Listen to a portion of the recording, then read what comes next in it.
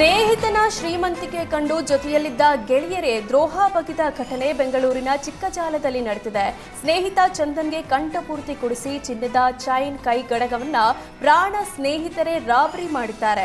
Robbery ಮಾಡಿದ್ದಲ್ಲದೆ ತಾವೇ ಸ್ಟೇಷನ್ಗೆ ತೆರಳಿ ದೂರು ಕೊಟ್ಟಿದ್ರು. ಸ್ನೇಹಿತರ ವರ್ತನೆಯಿಂದ ಅನುಮಾನಗೊಂಡಿದ್ದ ಪೊಲೀಸರು ಕಾಲ್ ಲಿಸ್ಟ್ ತೆಗೆದಾಗ ಸಿಕ್ಕಿ ಬಿದ್ದಿದ್ದಾರೆ.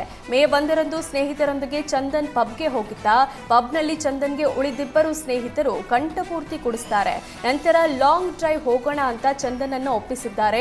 ಸ್ಥಳಕ್ಕೆ ಬಂದ ಪ್ರೇಮ್ ಶೆಟ್ಟಿ ಟೀಮ್ ಚಂದನ್ಗೆ ಹಿಗ್ಗಾಮುಗ್ಗಾ ಥಳಿಸಿ ಆತನ ಬಳಿ ಇದ್ದ ಚಿನ್ನಾಭರಣ ದೋಚಿದ್ರು. ಚಿಕ್ಕಜಾಲ ಪೊಲೀಸರಿಂದ ಆರೋಪಿಗಳಿಗಾಗಿ ಶೋಧ ನಡೆಸಲಾಗುತ್ತಿದೆ.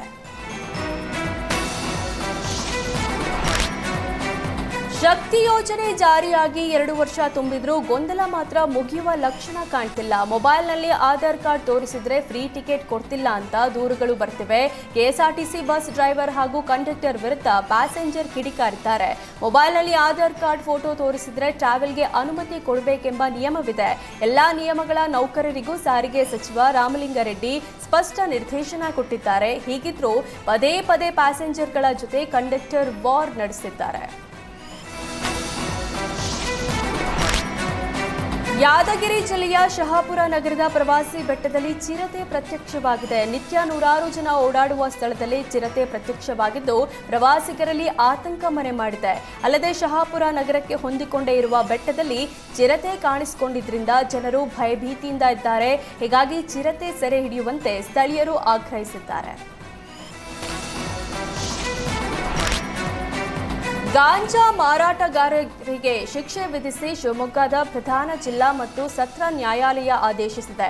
ಯುವಕನಿಗೆ 6 ವರ್ಷ ಮತ್ತು ಮಹಿಳೆಗೆ 3 ವರ್ಷ ಕಾರಾಗೃಹ ಶಿಕ್ಷೆ ವಿಧಿಸಿದೆ.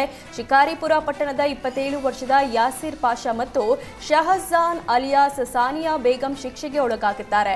2021ರ ಡಿಸೆಂಬರ್ 5ರಂದು ಶಿಕಾರಿಪುರ ಠಾಣಾ ವ್ಯಾಪ್ತಿ ಕುಂಬಾರಗುಂಡಿಯಲ್ಲಿ ಗಾಂಜಾ ಮಾರಾಟ ಮಾಡುತ್ತಿದ್ದ ಖಚಿತ ಮಾಹಿತಿ ಮೇರೆಗೆ ದಾಳಿ ನಡೆಸಲಾಗಿತ್ತು. ವಿಚಾರಣೆ ನಡೆಸಿದ ನ್ಯಾಯಾಧೀಶ ಮಂಜುನಾಥ್ ನಾಯಕ್ ಯಾಸಿನ್ಗೆ 6 ವರ್ಷ ಜೈಲು ಮತ್ತು 50,000 ರೂಪಾಯಿ ದಂಡ, ಶಹನಾಜ್ಗೆ 3 ವರ್ಷ ಜೈಲು ಶಿಕ್ಷೆ ಮತ್ತು 25,000 ರೂಪಾಯಿ ದಂಡ ವಿಧಿಸಿದ್ದಾರೆ. ಸರ್ಕಾರಿ ಅಭಿಯೋಜಕ ಎಎಂ ಸುರೇಶ್ ಕುಮಾರ್ ಸರ್ಕಾರದ ಪರ ವಾದ ಮಂಡಿಸಿದ್ರು.